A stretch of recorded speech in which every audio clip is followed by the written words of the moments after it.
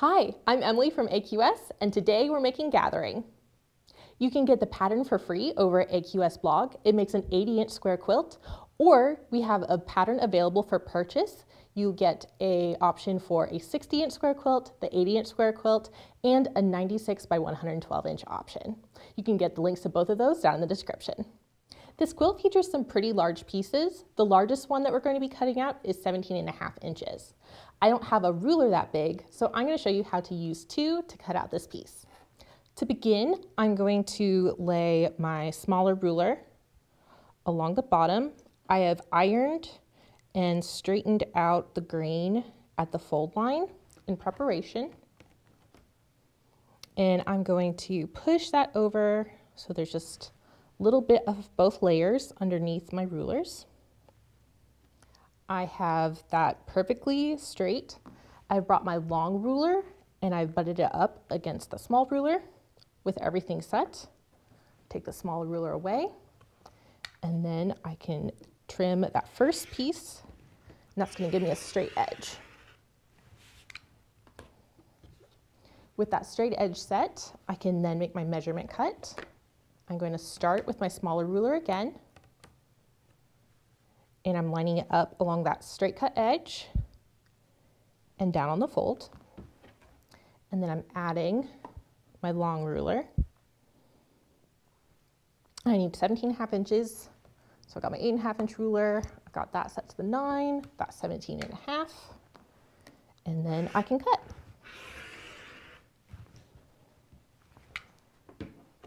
With the two side cuts down, I can now rotate my mat. This way I'm not disrupting the fabric at all. And I'm going to do the same thing. I'm going to get a straight edge cut, lining up my small ruler, letting my long ruler up against it.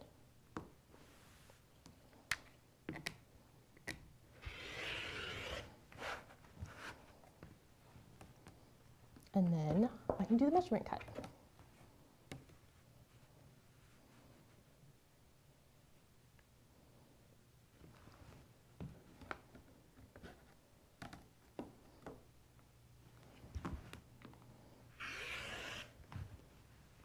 With that done, I've cut out two of the largest squares I'm going to be using. From there, it's pretty similar, but it just keeps getting easier because the cuts are smaller. The first unit we're going to be making is a half square triangle. To do this, we're going to mark one of our lightest 9-inch squares across the center diagonally. Then we're going to layer it with one of its color combos. So this one is the white and dark green. And we're going to lay them right sides together. And so 1/4 inch on each side of that marked line. Then you can cut that apart and you end up with two half square triangles like this one. This one is untrimmed, so we're going to trim it and end up with an 8.5-inch square half square triangle. So to trim it, we want to trim evenly around all the sides. To do this, I like to use my square ruler. It has that nice 45-degree line. And so I like to line up the 45-degree line. And then make sure I have got fabric enough around all the edges from that 8.5-inch mark. And that 45-degree line is perfectly lined up. I do a stabilizing hand, cut one side, then I can rotate it, cut it at 8.5 because I've just given myself a straight edge.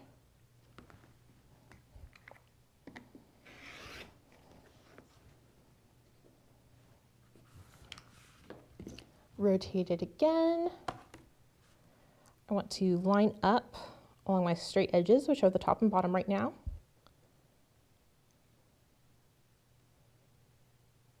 And then that's going to give me that angle correctly.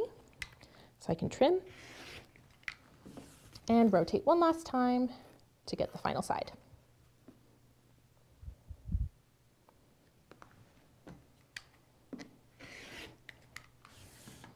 And that's how you trim a half square triangle. You're going to make the following 8.5-inch half square triangles: 32 white and dark green, 16 golden olive, 8 white and coral, 4 gold and dark green. Now we're going to make quarter square triangles. To do this, we are using the 17.5-inch squares. I've got a light and an olive lined up together. I have marked that white across the center diagonally again, and I have sewn a 1/4 inch to each side. You'll notice how I've pinned it. There's lots of room to the sewing area on either side. This lets me sew the whole thing without having to take any pins out as I'm sewing. If you're finding that there's not much room between your stitching area and the side of your sewing machine, I like to roll up the sides, and then you're able to use them like little handles as you sew. You then cut it apart on the marked line, and you end up with a half square triangle like we just made in the previous step. You're going to do that with the olive and light, and then with a gold and white. And then you're going to take the 2 half square triangles. You're going to mark the lightest one across the back, diagonally again, but you're going to cross that seam allowance. Then you're going to place the half square triangles right sides together, and you're going to butt up the 2 seams so that the dark fabrics are across from each other. You can kind of feel the seam lock if you've pressed them the same direction. So I pressed both of mine away from the white. And then you're going to sew to 1/4 inch to either side of the marked line again. And that gives you 2 quarter square triangles, which you can see here. Now I have an untrimmed and a trimmed quarter square triangle. These get trimmed to 16.5 inches. So I'm going to show you how to do that evenly. And because this is such a large size, you might have to use 2 rulers. So I'm going to show you how to do that as well. I want to take the half measurement of this square. So half of 16.5 is 8 1/4. And I'm taking my long ruler and I'm putting that 8 1/4 mark right at the center of my block. And then this ruler has a 45-degree line. And so I'm seeing that it's lining up there. And then I brought in my square ruler, and I'm also using its 45-degree line, lining it up, seeing that that looks nice all the way down. So I'm getting a 45-degree line from corner to corner. Then with a stabilizing hand on my long ruler, I'm going to slide this up. And I'm just checking to make sure that I have got that 1/2 inch all the way around. So I've got excess fabric to my marking everywhere. And with that set, I am good to make my first cut.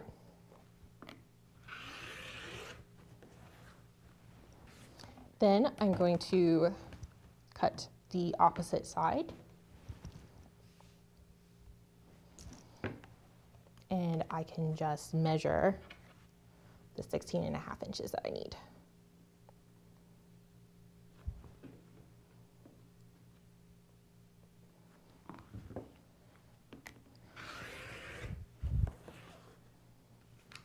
Then I'm going to spin it again and start the next side. All right, so we've done that little 90 degrees. And we're going to use the same process, getting that 45-degree line up, getting that 8 1/4.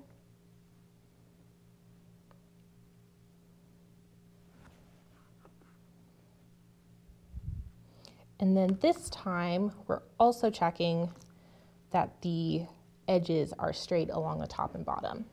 So I've got it set on the bottom, and I'm coming up to the top, and it is also straight. So it's a stabilizing hand, ready to cut the third side. One last spin.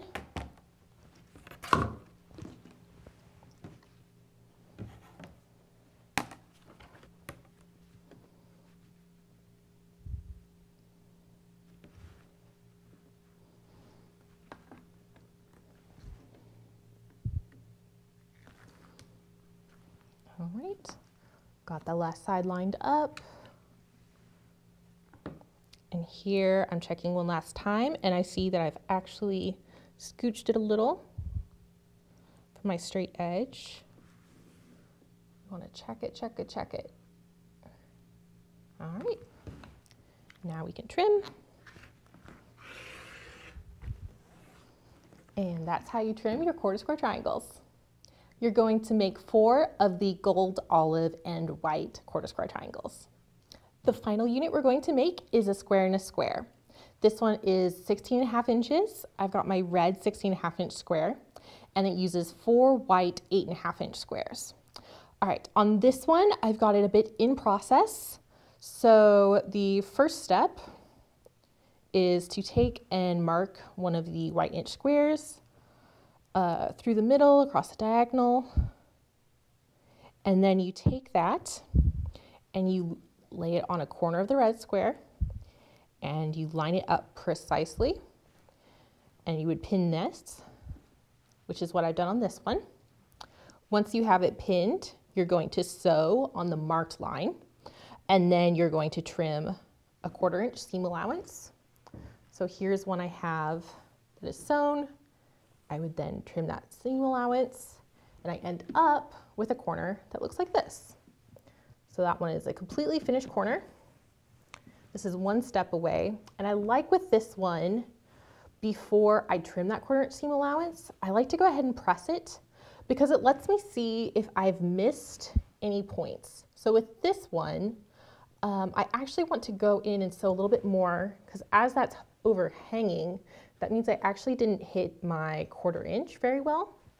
And so what I would do is I would press it flat again, and then I would come back in and either take a few stitches, or if it was wrong because my fabric had shifted, I would try again. So that is how you do that.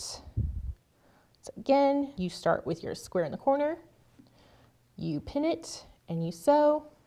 Once it's sewn, you check it. And once it's all checked and you're happy with how it looks, you go ahead and trim. That gives you one square and square unit that's 16.5 inches. With all of the units prepared, we're ready to assemble the quilt. You can find the rest of those instructions in the pattern, linked down in the description. And you can check out some quilting ideas for gathering, and you can check out Quilt Along 2020, where we're making a quilt each month. This was February's quilt, and we'd love for you to join us for the rest. If you'd like to join a community of quilters, check out our Facebook group, AQS Quilting Project Parade. There's also a link to that down in the description. Thanks for watching.